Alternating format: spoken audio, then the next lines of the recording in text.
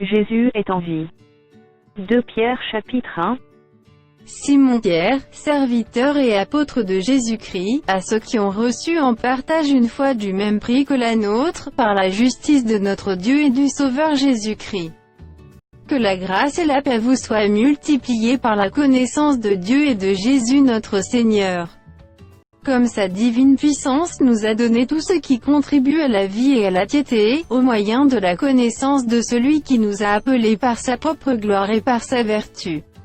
Lesquels nous assurent de sa part les plus grandes et les plus précieuses promesses, afin que par elles vous deveniez participants de la nature divine, en fuyant la corruption qui existe dans le monde par la convoitise. À cause de cela même, faites tous vos efforts pour joindre à votre foi la vertu, à la vertu la science.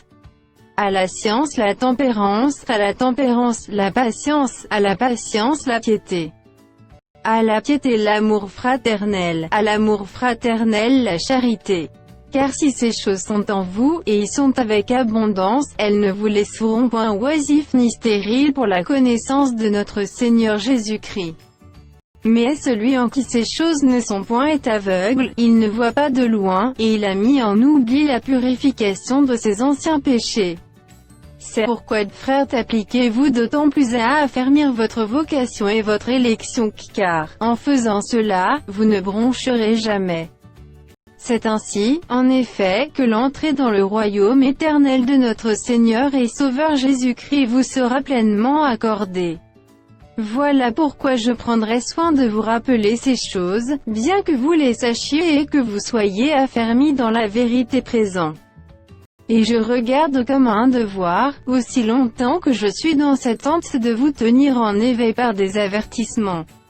Car je sais que je la quitterai subitement, ainsi que notre Seigneur Jésus-Christ me l'a fait connaître.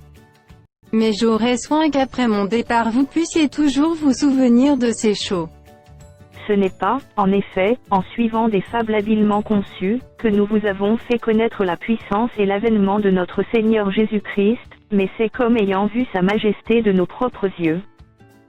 Car il a reçu de Dieu le Père honneur et gloire, quand la gloire magnifique lui fit entendre une voix qui disait, « Celui-ci est mon Fils bien-aimé, en qui j'ai mis toute mon affection. » Et nous avons entendu cette voix venant du ciel, lorsque nous étions avec lui sur la sainte montagne. Et nous tenons pour d'autant plus certaine la parole prophétique, à laquelle vous faites bien de prêter attention, comme à une lampe qui brille dans un lieu obscur, jusqu'à ce que le jour vienne apparaître et que l'étoile du matin se lève dans vos cœurs.